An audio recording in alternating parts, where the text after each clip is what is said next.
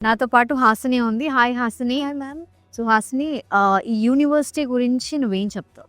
నేను స్టార్టింగ్‌లో భయపడ్డాను. డెహ్రాడూన్ కదా! ఇంత ఫార్ ప్లేస్. సేఫ్టీ ఉంటుందా లేదా అని.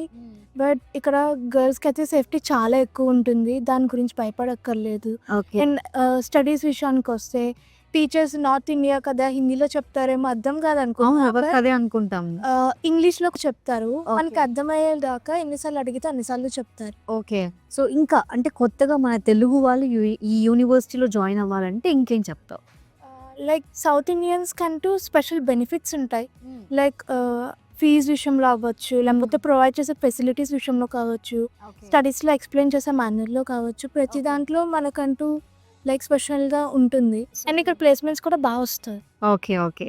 So very nice. Congratulations. Next year మంచి కంపెనీలో ప్లేస్ అవ్వాలి అని కోరుకుంటున్నాను. All the very best.